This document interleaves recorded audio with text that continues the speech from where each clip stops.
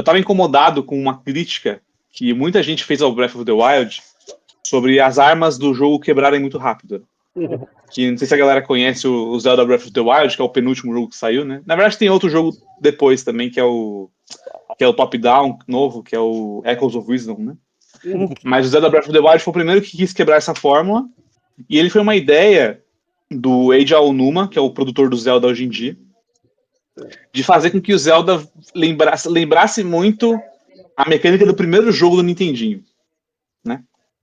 Por quê? Porque o Zelda do Nintendinho era um Zelda assim, que realmente você tinha uma sensação de liberdade muito grande. Você podia ir pra qualquer lugar, você pega a espada lá na caverna e faz o que você quiser, você não tem tanta informação assim, porque o jogo não é sobre ter as informações, né, na mão, mas você descobrir informação. Muitas vezes você tem, tipo, você coloca uma bomba aqui que você não sabia que explodia e abrir uma caverna, você joga um foguinho numa árvore que você entra e é uma dungeon, tá ligado? Então é um jogo que tem essa ideia, essa sensação de liberdade que outros jogos da série Zelda não necessariamente capturaram igual o primeiro, do Nintendinho. Né? Então, tipo, mesmo depois que você pega o Zelda 2, que já é uma mudança bem grande, ou o A Link to the Past, né, que é um jogo mais rebuscado na história, um jogo que te prende um pouco mais, entre aspas, embora ele seja muito... ele te liberte muito ainda. E o Link to the Past vai trazer também, acho que mais ainda do que o primeiro, as raízes da série, né? Porque ele traz as armas que você vai usar e tal. Esses vão lançar depois. Eu tenho pouca experiência, eu joguei só o Ocarina. O Ocarina, que é o mais linear, assim. Não é linear, entre aspas, né? Tipo, você tem um momento ali que você pode brincar, mas é o mais linear mesmo, né? Mais narrativo, né? Sim, e eu lembro quando passou pro Majora Mask e eu falei, tá muito complicado isso aqui, eu desisti. Pode crer. Falando, não é minha... Né, praia. E o Majora's Mask é o que eu mais gosto ainda, cara. Dos 3D, assim, dessa era, porque assim, do Ocarina pra frente, os 3D, né? É o que. Do Ocarina até mais ou menos o Twilight Princess, que são 4 jogos, eles é o que eu chamo de Era Aonuma, né? Deixa eu fazer um Então,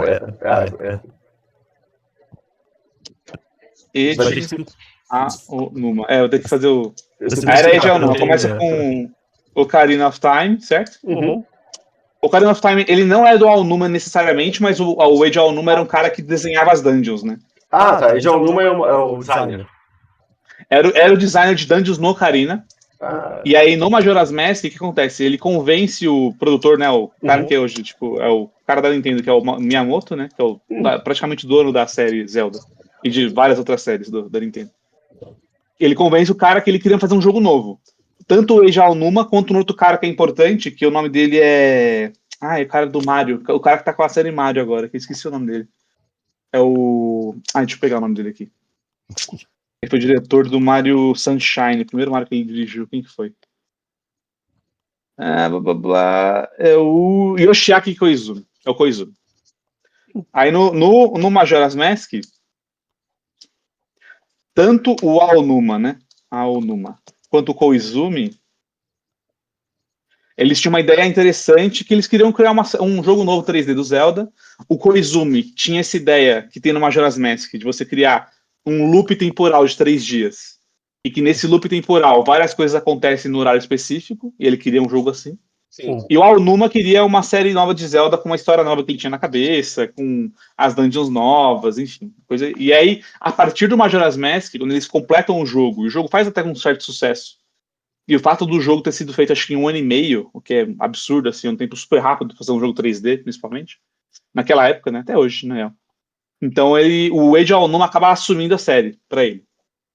E aí essa era do Eiji Aonuma, ela começa um pouco ali, eu vou citar o Ocarina of Time porque ele vai beber muito da fonte do Ocarina of Time nos outros jogos dele.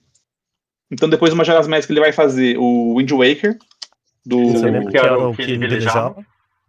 Que é o que ele velejava, que foi talvez uma primeira vontade do Aonuma, um primeiro desejo de tentar fazer o Zelda ficar um pouco mais aberto de novo. Sim. Porque essa ideia de velejar, você tem um mar, aí você meio que vai para as ilhas que você quer, e o jogo iria progredir de forma um pouco menos linear, mas no fim eles acabaram voltando, né? Porque o Wind Waker foi um jogo que deu um certo problema no desenvolvimento, né? E eles tiveram que terminar rápido demais, né? Eles tiveram que fechar o desenvolvimento de uma vez e entregar. Isso também era limite do desenvolvimento ou era do hardware, que era no Wii? Eu acho que era mais do desenvolvimento mesmo. Eu preciso pegar de novo a história. Eu lembro de eu ler as entrevistas uns anos atrás, Ainda mais quando ele tá falando do Breath of the Wild, né? Mas eu lembro que teve alguma coisa no desenvolvimento que eles tiveram que parar e, tipo, terminar o Wind Waker antes, assim. Tipo, eles não queriam... Eles queriam ter mais dungeons e mais história, mas eles encerraram o desenvolvimento antes. E o Wind Waker depois, assim... Aí depois do Wind Waker teve aquela questão, né? A gente tava numa era ali de videogames, ali anos 2000, começo dos anos 2000, que foi quando a Sony veio substituir a SEGA, né? Por quê? Você tinha a Nintendo como uma empresa de brinquedos, que ela começa como uma empresa de brinquedos, assim, né? Nos anos ali 80, 70. E ela trata o videogame dela ainda nessa linha de brinquedo, um pouco. O que eu acho legal, na real. Que assim, mais do que um showpiece de tecnologia, é um produto em que você vai ter... Você sabe que vai ser aquele produto, ele vai ter coisas mais interessantes, e vai ter um aspecto de brinquedo, vai ter jogos pra você se divertir com a família e tal. Nessa época, já no Super Nintendo, mesmo com essa proposta, você tinha um rival da Nintendo que era a SEGA, que queria se encaixar no mercado, e a SEGA quis ganhar o mercado americano. E para ganhar o mercado americano, a SEGA of America, eles fizeram esse marketing mais agressivo, justamente mirando nisso, falando assim, olha, Nintendo é para criança e a SEGA é mais radical, putz, você tem os carros, você tem os gráficos, blast processing, né? E quando a Sony entra na jogada, o primeiro desafio da Sony é ganhar o lugar da SEGA, e não da Nintendo. Então a primeira coisa que a Sony faz é tentar desbancar o Sega Saturno que ia lançar com o PlayStation, e eles fizeram isso claramente na época que, porque assim, o Sega Saturno ele demorou para ser lançado, e o Sega Saturno, quando o preço foi ser anunciado, eu acho que foi numa E3, se eu não me engano, de 90 e... eu não vou lembrar a data de cabeça. Mas quando ele foi ser anunciado, ele foi anunciado por $400, e a Sony esperou o anúncio do Sega Saturno para logo depois, na apresentação dele, só chegar e falar assim, então o PlayStation vai ser 300, sabe? Foi a mesma que a Microsoft, a Sony fez tiro sarro da Microsoft na geração. Eles fizeram a mesma coisa no Xbox One. É a mesma estratégia. Tipo assim, você ganha o mercado. É a mesma coisa. Fizeram a mesma coisa. Porque a ideia deles é desbancar a SEGA justamente para ter esse mercado mais americano, né, de jogos mais maneiros, de assim, o gaming ser mais do que simplesmente essa ideia da caixa de brinquedos, né, da diversão. E isso continua para os anos 2000, principalmente no PlayStation 2. E no PlayStation 2 você tinha essa como é que se diz? Essa névoa, né, de que assim, os jogos são um pouco mais importantes do que simplesmente caixa de brinquedos. E aí você tinha o Ocarina of Time também que trouxe a narrativa mais profunda para os jogos. E quando chega o Wind Waker, a galera teve uma deficiência muito grande. Por quê? Você tinha essa mentalidade já, e o Wind Waker era um jogo com uma cara mais infantil, assim, entre aspas, na visão da galera. Embora seja um jogo que tenha temas muito profundos. Mas como ele usa o cel shading, ele tem umas coisas mais de animação, e não é tão realista quanto o Ocarina of Time era na época, houve uma decepção muito grande, e o Aonuma quis pegar essa resposta do mercado e criar um outro jogo, que foi o Twilight Princess, né? Que é talvez o último jogo puramente da era Aonuma, eu diria. Que foi um jogo que foi resgatar aí um pouco essa ideia do jogo um pouco mais sombrio, um jogo um pouco mais adulto, um pouco mais realista, um pouco mais, sei lá, pegar essa estética medieval suja, assim, escura, sabe? Com o sol não bate direito, sei lá, Inglaterra, Londres, no inverno. E eu lembro que na época que eu fui jogar, a minha impressão era isso, que o Zelda era ficou infantil, ficou parado no tempo, e eu jogava Final Fantasy do PlayStation 2, que eu jogava muito mais. Mas Final Fantasy X. Pode crer. O mercado americano sempre foi muito forte pra vender, né, mano? Eles são os compradores do mundo, assim, né? Você vende no mercado americano, você faz sucesso de qualquer jeito. Hoje a China é muito importante também, mas o mercado americano sempre foi muito importante pra vender. E eu vi um vídeo hoje sobre emuladores que falou que o emulador resolveu um problema que era sério nos anos 90, que os jogos rodavam muito pior na Europa do que nos Estados Unidos. Ah, verdade. Por causa do sistema PAL e do sistema... Era PAL da Europa? NTSC. Porque daí ele era otimizado para o sistema americano, o sistema europeu tem mais linha, logo o videogame rodava devagar. É verdade. Porque o sistema PAL, ele rodava a televisão de tubo em 50 Hz, né? E tinha mais 50 linhas, frames por segundo. E tinha mais linhas. PAL Pode crer. O PAL ele tinha mais resolução e mais linhas de scan, né? E o NTSC tinha menos resolução, só que o frame rate era maior, vai. Isso. Era bem por aí, é verdade, pode crer. E aí quando você tem um emulador, tipo, começa na época do PlayStation, né? A galera fez o Blim, né? Sim. A galera fez o Blim e, tipo, você rodava num PC, tipo, os jogos NTSC que você queria, enfim. E resolver esses problemas mesmo. Pode crer, pode crer. Não, cara, história de emulador é muito legal. Eu queria falar um dia também sobre os emuladores, cara. É uma parada que eu curto muito, velho. É muito interessante mesmo. O vídeo que eu vi hoje era sobre que era sobre como eles surgiram, como eles foram processados, principalmente pela Nintendo. E eles perderam quase todos os processos até os anos 2000. Então não era legal fazer emulador. Sim. E o problema foi que, na verdade, a galera parou de publicar sobre o emulador porque todo mundo levava processo mesmo que a Nintendo fosse perder. O Cease and Desist, né? Que é tipo, a galera assusta e dropa o emulador.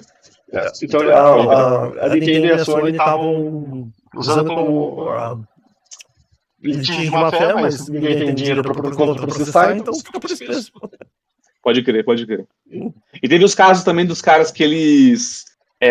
isso foi muito pesado na era do Switch mesmo, né? Porque teve uma galera que fez um emulador de Switch muito bom, que eu esqueci até o nome agora. Antes do Real Jinx. Não, é outro. Teve um que... o que existe hoje ainda chama... Acho que era Yuzu, se eu não me engano, o nome do emulador de Switch. Do Switch. Desculpa, eu tava pensando do Wii. Não, perdão. Sim. É do Switch, que foi recente, né? Que eles tiveram... Eles vendiam... Se você entende, eles vendiam a versão alpha. Ou você tinha que pagar um Patreon para liberar a versão alpha do emulador. E a versão alpha do emulador, ou a versão beta, não lembro, ela rodava os jogos sempre que eram do lançamento. Então, os caras sempre pegavam o último jogo que vazava, tipo, o Tears of the Kingdom foi assim, o último Zelda. O jogo vazou semanas antes. Os caras já otimizaram o emulador pra rodar e já tava rodando antes no uso, mas só que você tinha que pagar o tier do Patreon, né? E aí eles pegaram ali. Eles pegaram, então vocês estão cobrando para os caras jogarem o jogo antes do lançamento. Aí pegaram, tipo, sabe, essa brecha legal. Ou sei lá, o argumento que eles fizeram. A minha experiência só foi quando saiu o Pokémon novo, que você tava jogando, travando, e eu tava rodando a 60 frames. É verdade. O Scarlet Violet, né, cara? Nossa, ele saiu zoado pra todo mundo, menos pra quem usava o emulador. Exato, cara. Nossa, não, surreal. O Scarlet Violet foi uma coisa, assim, tenebrosa, cara. O que foi aquilo, tá ligado? Nossa. Até assim, mesmo o Legends EA e o Legends Arceus que saiu, tá ligado? Não são tão otimizados, mas pelo menos são jogos que rodam, né? Mas o Scarlet Violet foi...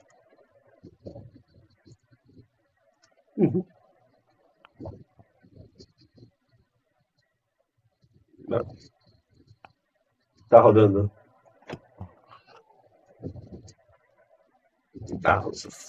Olha só.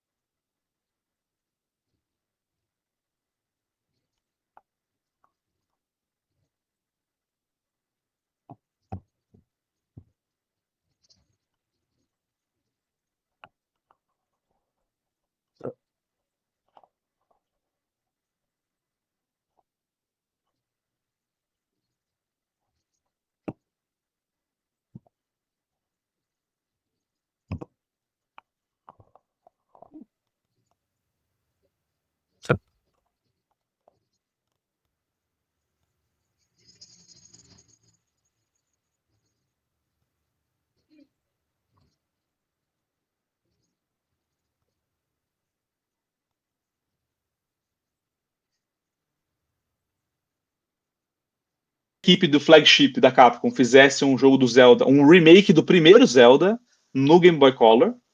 Sei. E eles iam usar a mesma engine que a Nintendo tinha feito pro Zelda Link's Awakening do Game Boy também. Então eles usaram a mesma engine, né? Só que na época, o Fujibayashi, eles começaram a fazer esse remake do primeiro Zelda de Nintendinho. E o que é legal é que eles gostaram tanto de começar a fazer esse remake que eles pediram pra Nintendo fazer um jogo próprio. A gente quer fazer um jogo novo. Sim. Aí acho que o Miyamoto entrou na jogada e falou assim, quer saber? Faz 3 jogos da série Zelda. Então eles comissionaram com o Fujibayashi e a equipe dele na época 3 jogos da série. Ai, perdão. E aí esses 3 jogos foram... os 2 primeiros foram o Zelda Age e Zelda Seasons, do Game Boy Color. Jogaços, assim, jogaços. Um dos melhores dos Zeldas que já tem, assim. Aquele que saiu pro Wii U primeiro. Oi? Aquele que saiu pro Wii U e depois passou pro Switch? Não, esse é o que eu tô falando. O Zelda Ages e o Seasons são do Game Boy Color. É lá atrás. Ah, tá. Nossa, eu não joguei. Esse cara é bem antigo, o Fujibayashi. Aí ele fez esses 2 Zeldas com a Capcom. Quando você liga o Zelda Ages e o Seasons no Game Boy Color, aparece o logo da Nintendo e o logo da Capcom. Porque é a equipe da Capcom que fez, né? E era raro até a Nintendo comissionar um third party pra fazer um jogo, e eles, cara, permitiram. O jogo deu super certo. Aí o terceiro jogo do Fujibayashi foi o Minish Cap, que é do GBA. Aquele que o Link fica pequenininho, né? Vira um Minish. E aí ele foi contratado pela Nintendo. Aí, quando o Fujibayashi é contratado, ele vai trabalhar, ele passa por outros processos ali, mas ele vai trabalhar na direção do jogo depois do Twilight Princess, que é do Wii. O último jogo do Wii da série Zelda, que é o... Nossa, é o último depois do Twilight Princess, é o Skyward Sword. Não sei, Você já viu esse Skyward Sword alguma vez ou não? Não, eu vou começar a copiar e abrir no Google do lado pra ver se eu entendo o que tá acontecendo. Dá uma olhada. Legal. Cara, o Skyward Sword é muito interessante. Assim, também teve um desenvolvimento conturbado. Assim, eu acho que, na real, todos os jogos da série, todos os jogos da Era Onuma foram conturbados o desenvolvimento. Tirando, sei lá, até o Ocarina também, vai. O Ocarina também é um jogo que demorou demais pra sair. Mas por isso de curiosidade, é o estúdio que era desorganizado ou era por causa do Nintendo 64 era o carro para desenvolver, né? O Wii era difícil para desenvolver, sabe? A Nintendo sempre tinha os chips. Eu não sei, acho que cada jogo teve uma história diferente, bizarra, porque assim, o Ocarina foi a transição pro 3D, e o problema do 64, não só por ser difícil de desenvolver, mas porque eles usavam cartucho, e o cartucho na época do Ocarina era tipo 32 MB, tá ligado? Isso. Então você meter um jogo 3D em 32 MB era tipo absurdo você fazer aquilo, né? E os caras conseguiram, né? Sim. Eu tinha o 64. Então. Eu lembro que eu saía pra jogar o PlayStation na casa de amigos, porque os jogos eram muito mais divertidos. E o gráfico era pior. Sim, o 3D era pior, mas os jogos eram muito mais complexos, eles eram muito mais elaborados. Eu jogava aquele Parasite Evil. Era outro mundo. Pode crer. Muito pela memória, e também assim, o 3D era mais bonito, mas a textura ele carregava melhor. Só que como era tão comprimido em 32 megas, você vai abrir o Ocarina of Time, essas texturas são assim, mega comprimidas, tá ligado? A textura é super borrada, não é detalhada. Enquanto no PlayStation 1, você conseguia meter umas texturas, embora o processamento do PlayStation 1 não fosse tão bom quanto o do 64, você tinha texturas até melhores em algumas no Play 1, né?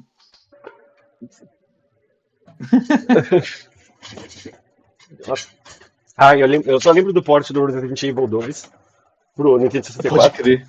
Que eles fizeram só pra provar que eles conseguiam. Pode crer. E qual que era que eu tava xeretando? É que eu tava mais interessado no hardware, que no Super Nintendo eles tinham os chips de aceleração dentro do cartucho. É verdade, o Super FX. Como que chama? Super FX.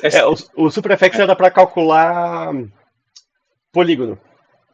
Isso, pode crer.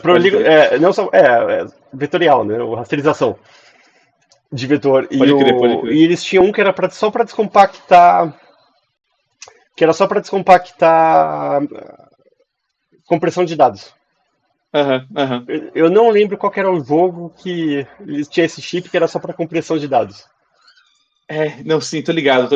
E engraçado que essas ideias eles usam até hoje, assim. É claro que não coloca no chip do jogo, né? Mas o próprio Switch 2, uma das paradas que eles fizeram foi, tipo, ter um hardware de descompressão também de dados, né? Eu tava até pensando se o Nintendo 64 podia ter tido isso pra consertar a limitação de memória. Cara, podia ter tido, acho, deve ter tido. Eu não lembro. De Nintendo 64 eu conheço pouco de arquitetura. Eu só lembro. Deve ter tido. E outra coisa que era sacanagem do cartucho que eu tava vendo é que, embora o cartucho sempre fosse mais caro, a Nintendo monopolizava a produção, então eles vendiam ainda mais que o dobro do preço de fabricação. Exatamente. Então, e tinha um acordo com as third parties na época também, de que se você fosse publicar no console da Nintendo, acho que no Nintendo era mais assim, no Super Nintendo melhorou. Mas se você fosse publicar uma série no Nintendinho, ele teria que ser exclusivo do Nintendinho, não podia ser de nenhum outro console também. Sim. Mesmo as third parties também. Pois é. Não funcionou. Eu abri a tela dos chips do Nintendinho, mas eu não entenderia qual que é. Tem vários. Tem muitos. É do Capcom, CSX4. Ah, olha aí. S10. Permite Olha aí, essa cara, instalação. interessante. Mas era, os chips com processador, exatamente, se o jogo queria fazer mais, eles simplesmente abriam. Eles colocavam mais processamento no cartucho. Em vez É verdade, de é verdade. Eles fizeram isso também no Nintendinho também. Tem a história clássica do Mega Man 3. E se você joga Mega Man 1 e 2, ele tem uns gráficos mais ou menos normal, vai, bem clássico. Se você joga o Mega Man 3, mesmo no console original, ele tem uns glitches gráficos muito bizarros, assim, porque eles quiseram colocar o Mega Man 3 implementado num outro chip, que era o MSC3, esqueci o nome agora. E os caras não sabiam programar para aquele chip, né? Fazer os algoritmos direito. Então, o jogo tem vários problemas gráficos do Mega Man 3, assim, por causa disso também. Interessante. Mas, enfim, aí na era Fujibayashi de jogos 3D, você tem o Skyward Sword, né? Que é meio que uma transição. Então, você vai ter muito a mão do Fujibayashi no Skyward Sword e você vai ter a mão do Aonuma. Mas o problema é que foi um jogo que eles tinham uma obrigação em colocar a interação com o Wii. E eu acho que isso demorou muito, essa pesquisa de desenvolvimento. Demorou muito, muito, muito. E eles não conseguiram. Eu sei que, assim, de novo, você vai pegar as entrevistas, mais uma vez o jogo teve um desenvolvimento rushado. Lançaram tarde demais, lançaram tipo 2011, eu acho. Bem no último ano do Wii, o Skyward Sword. Então, é um jogo assim que você vê que eles cortaram muitas arestas, né? Embora seja um jogo que eu gosto muito ainda. Claro, tem uma série de problemas. Não recomendo jogar Skyward Sword no Wii. Joga o remake do Switch 1, porque resolve a grande maioria dos problemas de pacing. Mas é um jogo muito interessante, acho que principalmente no design das fases, assim, as dungeons são muito boas também. Mas o Skyward Sword é isso. E aí, logo depois, o Aonuma, que ele vira ele deixa de ser o diretor, né? Passa o cargo de diretor pro Fujibayashi. E o Aonuma vira o produtor principal da série. Ele comissiona um Zelda 3D, tal qual era o Zelda do Nintendinho, que é um Zelda mais aberto. Então, assim, o Aonuma, ele, junto com o Fujibayashi, eles começam a fazer a pesquisa e desenvolvimento para que esse jogo rode bem, né? E assim, eles queriam fazer esse jogo funcionar no Wii U também, né? Que era um outro problema de limitação de hardware, né? Que o Wii U, ele, em certos pontos, ele conseguia ser um pouquinho mais potente que o 360, mas na CPU, e, cara, muito problema ali, ele é bem pior, sabe? Então, ele tinha muito mais memória RAM que o 360 e o PS3, mas o Wii U também, em certos aspectos técnicos, ele não competia com o PS3 e 360, numa era que tinha PS4 já, sabe? Sim. E outros problemas também do Wii U. Claro. E a impressão que eu tinha é que o Wii era um overclock do GameCube e o Wii U era um overclock do Wii. Mais ou menos, vai. O Wii U realmente era um passo bem maior. Entre o GameCube e o Wii, o passo é minúsculo. Entre o Wii e o Wii U, o passo é muito maior, só que não era o suficiente. Principalmente na experiência de usuário. Eu tive um Wii U e, cara, o quanto ele demorava para ligar e chegar nos menus, assim. Eu achava o sistema operacional muito truncado, sabe? Mas tiveram jogos muito bons pro Wii U, falar pra você. Teve uns jogos muito bons mesmo. O problema é que eu não consigo... Mas assim, era uma dificuldade fazer. Eu já achava bizarro jogar o 3DS e o DS por causa de duas telas. O Wii U, pra mim, era injogável. Intancável. Não dava. Pode crer. Ainda que na fase 3DS do Wii U, eles droparam muito essa ideia de que duas telas ao mesmo tempo. E eles fizeram uma filosofia que seguiu todo o 3DS e o Wii U, que basicamente a tela de baixo é só menu. Então, tipo, eu quero ver ao invés de eu clicar Start, eu só olho pra tela de baixo. Eles fizeram essa adaptação, assim, por toda a vida do console, sabe? Teve alguns jogos que souberam usar bem a tela, mas em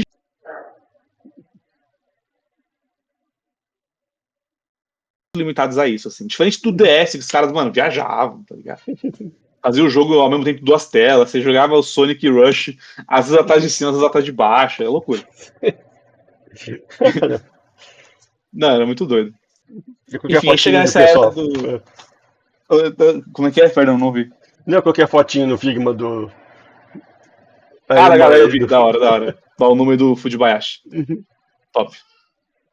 E chega na era do Wii U, enfim, de novo, né? O Wii U, um console, talvez um dos piores performances de console que a Nintendo já teve, por N motivos, né? N motivos. Muito por conta do Iwata também, das decisões que ele tomou e tudo bem. Do marketing errado, enfim. Tanto que o Iwata se retratou antes, né? Antes de falecer, infelizmente, em 2015. Né, ele cortou o salário dele, fizeram um projeto, fizeram um projeto do Switch logo no começo, quando não estava dando errado, né? E o Switch foi uma promessa cumprida que o Wii U não cumpriu também, enfim. Embora o Wii U teve muito jogo bom, já falei, o Wii U teve muito jogo bom. Só da Nintendo, né? Do third party ninguém fez nada. Mas os jogos da Nintendo foram muito bons, eu acho, na minha opinião. Mas enfim, nessa era Wii U, você tinha aí essa construção de um Zelda que estava todo mundo esperando, e ninguém sabia o que ia acontecer, qual era o approach que a equipe do Fujibayashi ia fazer, né? E nesse approach que eles fizeram... Oh, perdão, fala aí. Não, uma dúvida pontual só. A Zelda, eu tô tentando descobrir quem que é o desenvolvedor. Você falou que ele morreu, daí eu falei, mas quem que tomava conta? Quem que era? Ah, não, quem morreu foi o presidente da Nintendo da época, foi o Iwata. Eu só fiquei nessa dúvida se eles eram um estúdio próprio ou um estúdio vinculado à Nintendo, ou se... Da série Zelda? Eles eram um estúdio dentro da Nintendo, são um estúdio próprio. E eles mudaram de nome várias vezes, né? Era um estúdio que era o EPD, eu acho. Mas, se eu não me engano, o estúdio do Zelda é o de Tóquio. Eu posso estar enganado. Mas tem um estúdio específico que é o EPD de Tóquio, que agora mudou o nome. Eles reestruturaram várias vezes, né? Mas é um estúdio interno. Nintendo. É da própria Nintendo. Tipo, é estúdio dentro deles mesmo, tipo deles.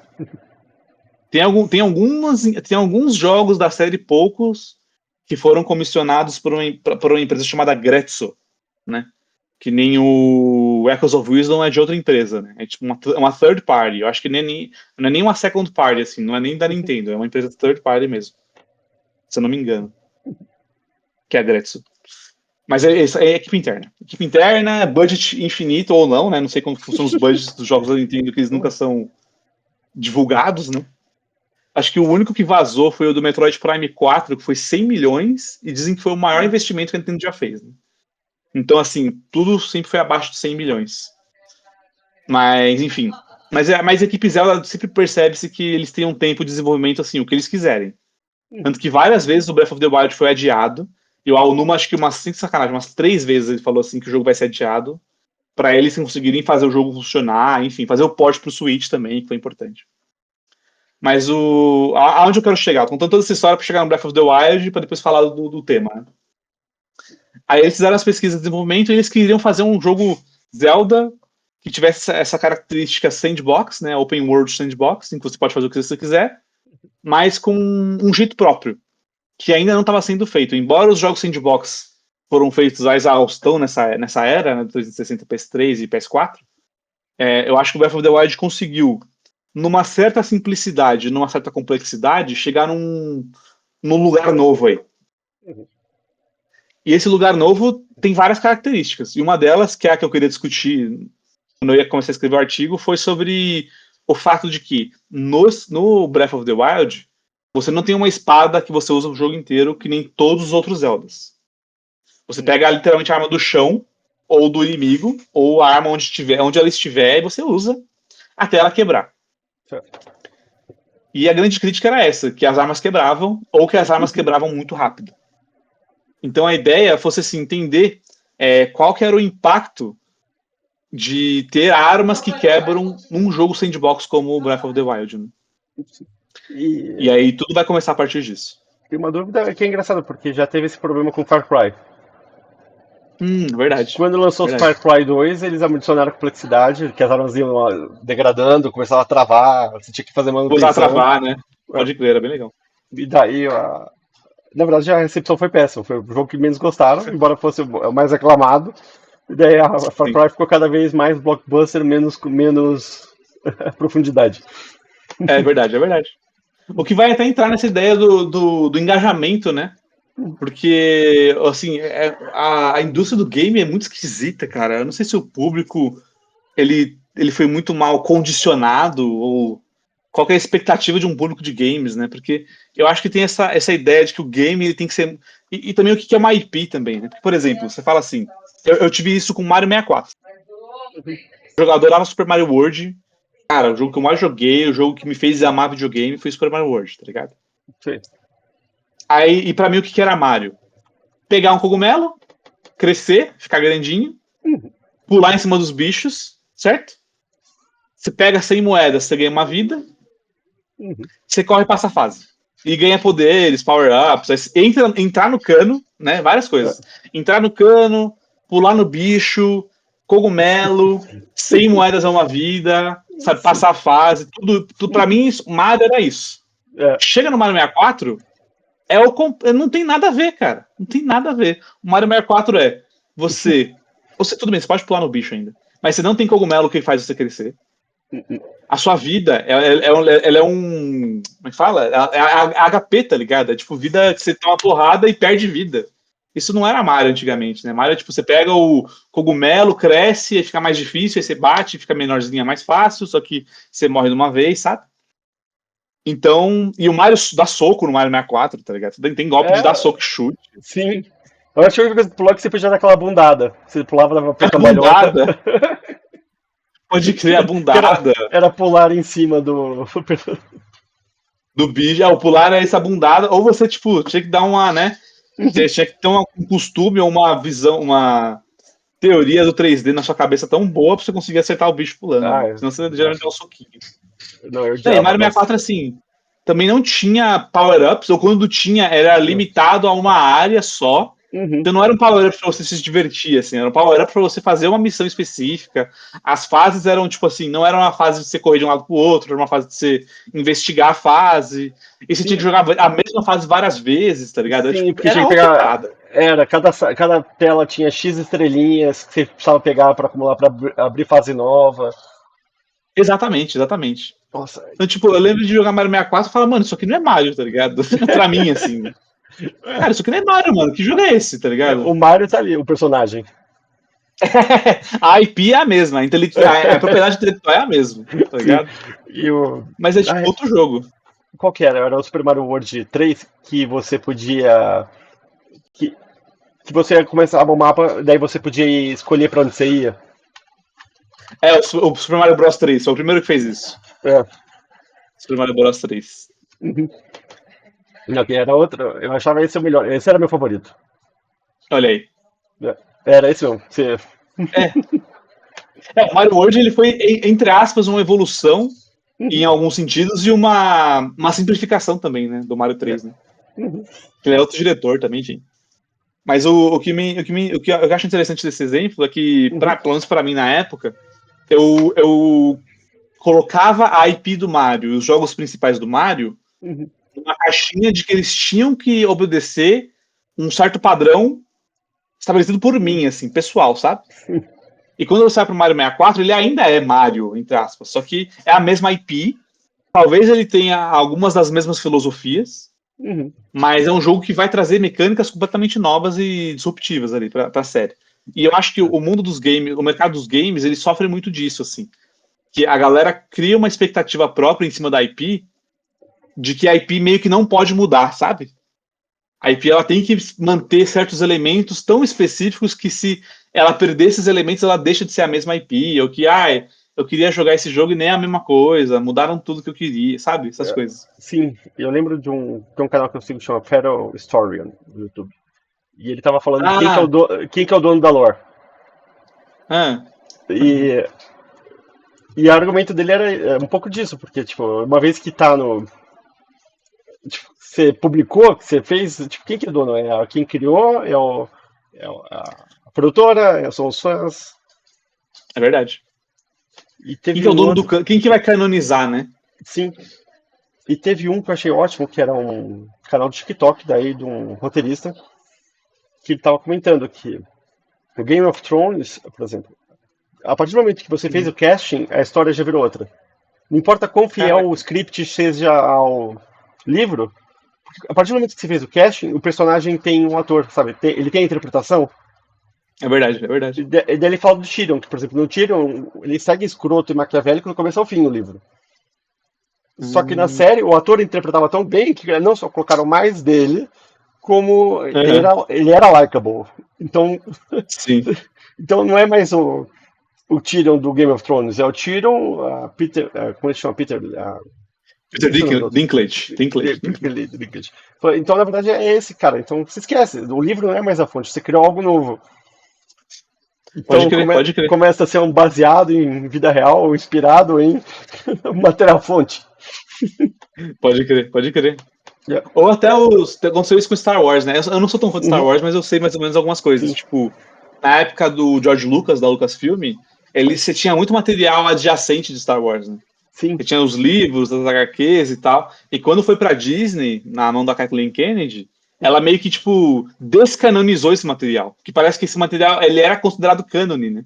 Sim. E ela falou assim, esse material adicional aí que vocês leem, legal, esse é Star Wars Legends, tá ligado? Ela descanonizou, criou novos filmes e canonizou esses novos filmes, sabe? Então, realmente, de quem é a propriedade intelectual, sabe? Tipo, quem é o dono disso? É o fã? É a empresa que controla? É o diretor criativo daquele momento? Sabe? É curioso essa discussão mesmo.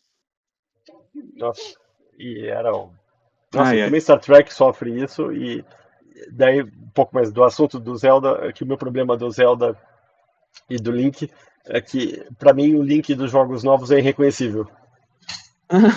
Logo para mim, eu não entendo mais os jogos novos do Zelda como se fosse o Zelda que eu lembrava, e o Zelda que eu lembro é o Ocarina of Time. Sim, entendi. Só cadê o tempo da água? Pra eu passar 3 dias sofrendo. Pode crer.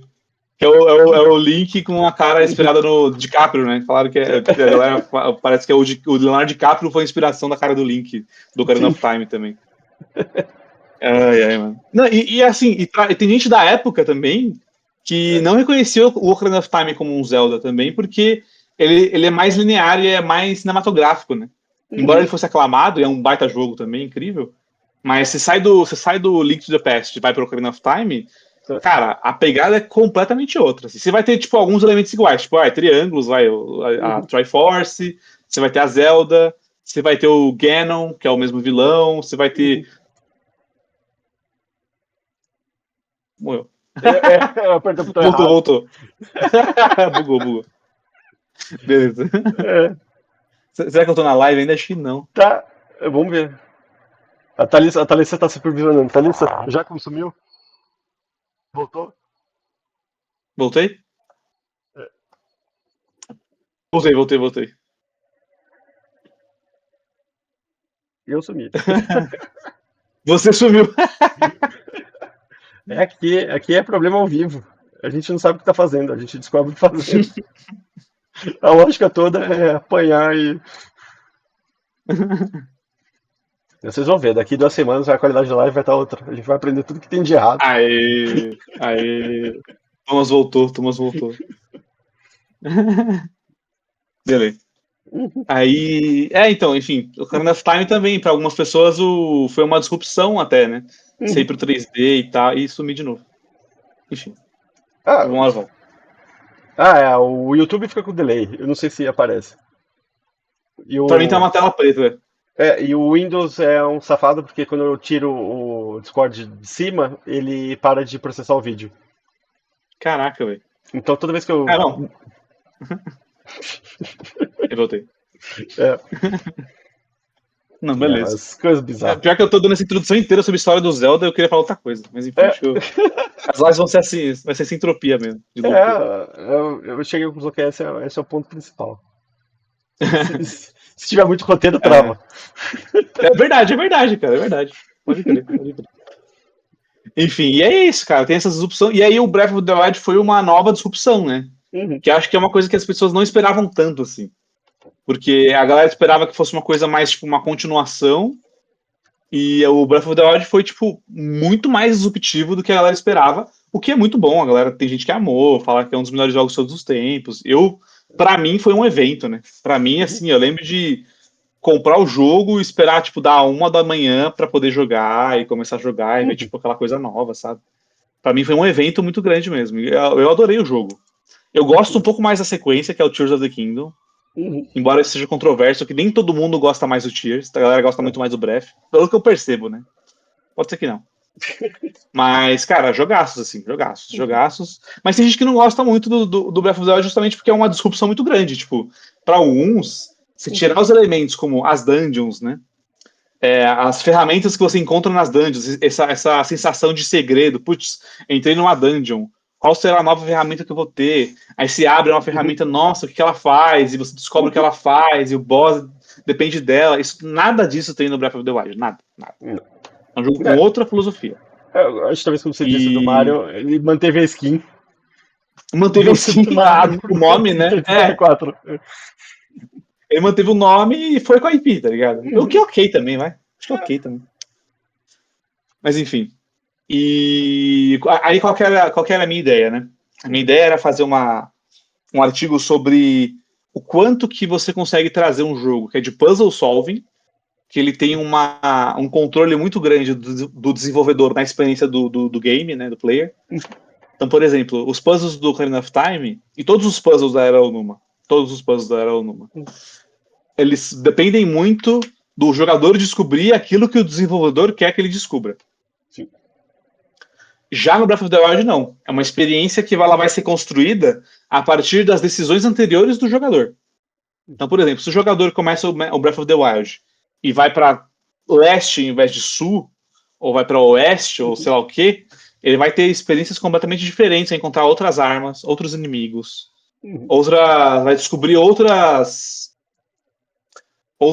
mecânicas do jogo que ele não descobriria se ele fosse para outro lugar e tivesse outro setup ali.